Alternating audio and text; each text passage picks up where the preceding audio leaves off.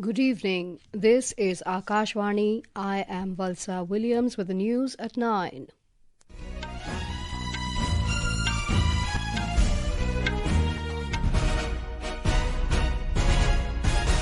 The headlines. Prime Minister Narendra Modi and Brazilian President Lula da Silva hold talks on the sidelines of G20 Summit in Rio de Janeiro. Reaffirm commitment to improve cooperation in various sectors, including energy, biofuels, defence and agriculture. India brings world leaders together for harnessing technology to foster a sustainable future on the margins of the summit. Voting for assembly elections in Maharashtra and Jharkhand to be held tomorrow, polling to also take place for by-elections in 15 assembly seats across 4 states. Agriculture Minister Shivraj Singh Chouhan urges for global cooperation to restore soil vitality for future generations. Russian President Vladimir Putin approves changes to country's nuclear doctrine, allowing for broader use of nuclear weapons. And in Women's Asian Hockey Champions Trophy, India beat Japan to set up title clash with China at Rajgir in Bihar.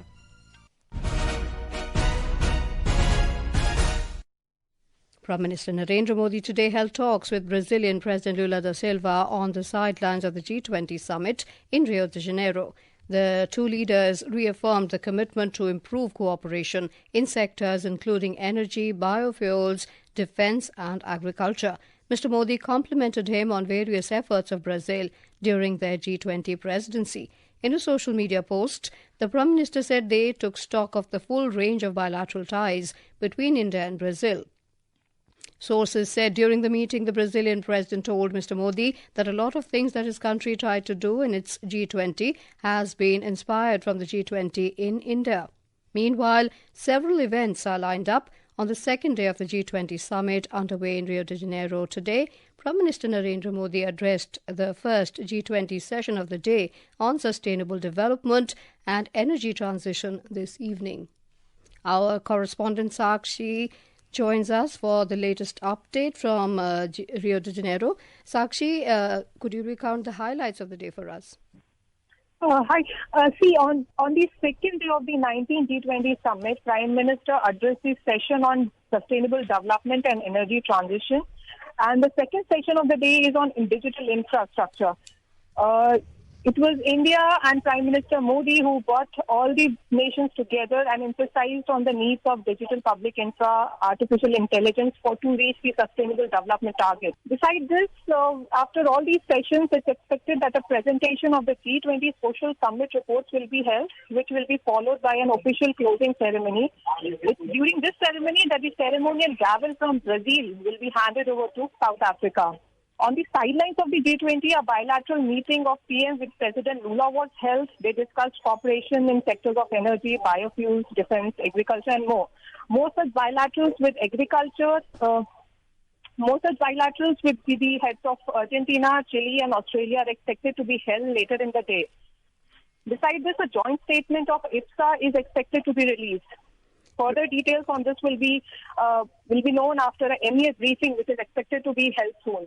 Right. Thank you, Sakshi, for all those details. Meanwhile, India today brought world leaders together for harnessing technology to foster a sustainable future on the margins of the G20 Leaders Summit in Rio de Janeiro. Prime Minister Narendra Modi was joined by several other leaders, including his Italian counterpart Giorgia Meloni, Norwegian counterpart Jonas Gahr Store, Prime Minister of Portugal, Luis Montenegro, Prime Minister of Singapore, Lawrence Wong, and United Nations Secretary-General Antonio Guterres and World Bank Chief Ajay Banga, among others. The leaders emphasized the power of digital public infrastructure, artificial intelligence, and data-driven governance in achieving the Sustainable Development Goals and transforming lives of people globally. The first day yesterday witnessed the adoption of Rio de Janeiro Declaration by G20 member countries calling for action on climate change and wars in Ukraine and West Asia. After the summit, Prime Minister Modi will leave for a state visit to Guyana on the third and final leg of his three-nation tour. All preparations are in place for assembly elections in Maharashtra and Jharkhand tomorrow.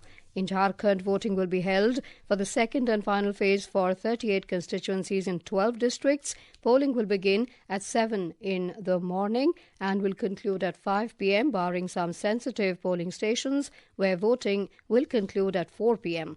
528 candidates are in the fray in this phase. For a closer look, let's go over to our correspondent Bhupinder Singh, who is on the ground in Ranchi. Bhupinder, can you throw some light on the intense showdown taking place between candidates of the NDA and India blocs? Yeah, well, sir, this phase is going to be very crucial as both NDA and India bloc candidates are expected to face a tough fight on several key constituencies. If we talk about the results in 2019 assembly elections, in these 38 seats, Jharkhand Mukti Morcha had secured 13 seats, BJP 12, Congress 8, and CPI ML 1 seat. In this crucial phase, several high-profile candidates are in the fray. Chief Minister Hemant Soren is contesting from the Barhet seat, while Jharkhand BJP Chief Babulal Marandi is in race from the Dhanwar constituency. Sindhi is another key constituency from where ASU Party Chief Sudesh Mehto is contesting, and wife of the Chief Minister Kalpana Soren is contesting from the Gandhe seat, and Chief Minister brother Basant Soren is defending the family traditional seat in Dumka. JMM leader and Assembly Speaker Ravindranath Mehto is trying his luck from Nala constituency, while opposition leader Amar Kumar Bauri from Chandan Kiari. As these political heavyweights are in fray, election battle is going to be quite interesting. Back to you, Valsa. Right, Bhupinder, thank you for joining us with those details. Moving to Maharashtra, elections for all 288 seats are being held in a single phase. Voting will begin at 7 a.m. and will conclude at 6 p.m. A total of 4,136 candidates are in the fray, including 2,086 independent contenders. By-elections will also be held tomorrow for parliamentary constituency of Nanded in Maharashtra, and 15 assembly seats spread over 4 states, Punjab, Uttar Pradesh, Kerala and Uttarakhand. And now we are joined by our correspondent Kunal Shinde from Mumbai for details on the Maharashtra elections. Kunal, tell us what is the mood on the ground, and tell us about the prominent candidates this time. Yeah, good evening, Valsa. Today, I want to state over here that there is palpable excitement among voters to cast their votes tomorrow for the all-crucial Maharashtra Legislative Assembly election. 288 seats across the state. There are 288 seats where the election will be held. So it will be held in a single phase. So there is the great amount of excitement and curiosity also among the young voters.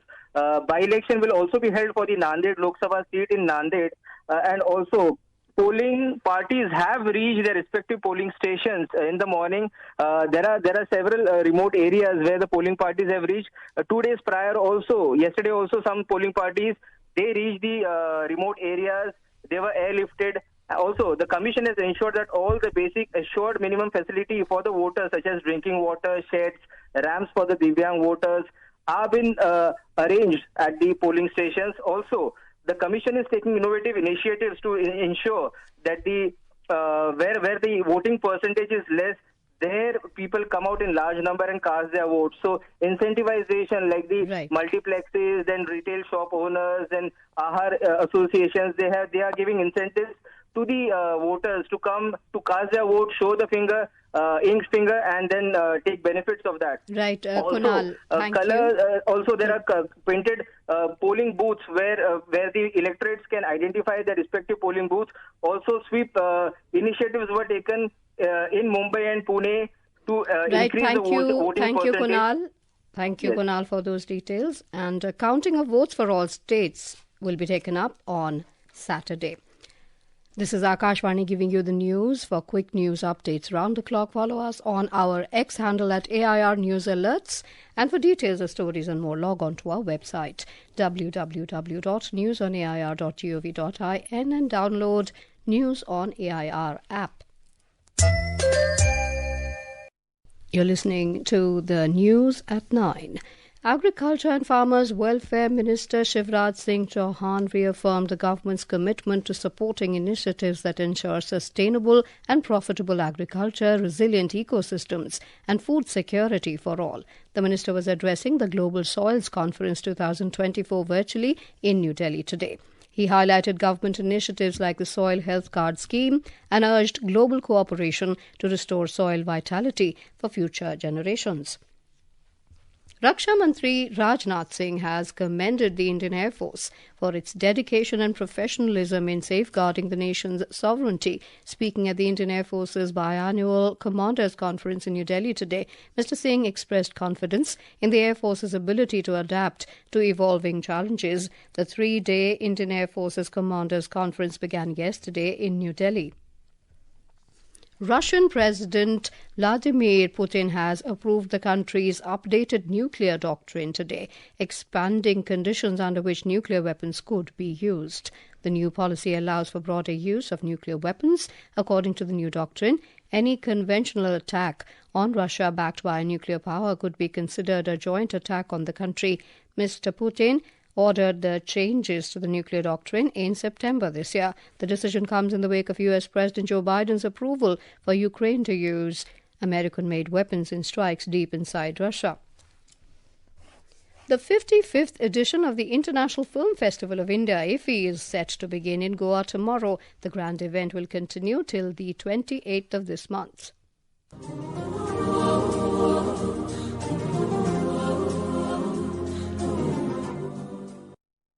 Goa Chief Minister Dr. Pramod Sawant today visited the Dr. Shyama Prasad Mukherjee Stadium to oversee the preparations. Speaking to Akashvani News, Mr. Sawant said all preparations have been completed and the inaugural ceremony will be held tomorrow at 4 p.m. इस बार भी entertainment का कार्यक्रम खास आकर्षण रहेगा। गोवा के साथ साथ इंटरनेशनल एंड नेशनल गेस्ट इस प्रोग्राम में जो आ रहे, they will enjoy the inauguration program. कल की भीड़ इसी इनॉग्रेशन कार्यक्रम के लिए रहेगी। Talking to Akashvani News Information and Broadcasting Secretary Sanjay Jaju said many new things have been added to this year's IFFI and it is dedicated to young filmmakers. इस बार ये फेस्टिवल हमने हमारे यंग फिल्म मेकर्स के लिए और young generation के लिए समर्पित किया हुआ है। इसके साथ बहुत अच्छा पार्टिसिपेशन है इंटरनेशनल लेवल से। लगभग 100 कंट्रीज की 400 से ज़्यादा फिल्मों का यहाँ पे प्रदर्शन होगा। And now we are joined by our correspondent Durgesh, who is in Goa to cover the event. Durgesh, tell us what preparations have been made in the state for the prestigious event. Well, sir, to begin with, I would say IFFI this year is set to be bigger, bolder, more inclusive and more exciting. Talking about just the numbers, the festival is set to host around 6,500 delegates, which is 25% more than what was witnessed last year. And in order to make the festival more accessible to the film lovers, 45% more screening theatres will be made available. The Film Bazaar, which will take place in early part of the festival, is going to be the biggest till date, with more than 350 film projects to feature in various verticals of the film market. Well, sir, another highlight of IFFI 2024 is going to be the first ever IFFIesta, an entertainment event designed to bring more cultural energy to the festival. This will have film, music, dance, food, art and fun activities. Right, thank you, Durgesh. We're short on time. Thank you for joining us with those details. On to sports.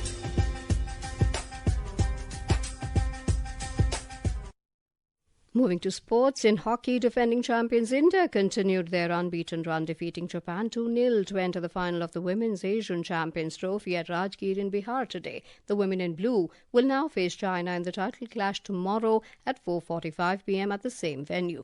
Earlier, China entered the final of the tournament, defeating Malaysia 3-1 in the last four clash. And now, before we end the bulletin, the headlines once again.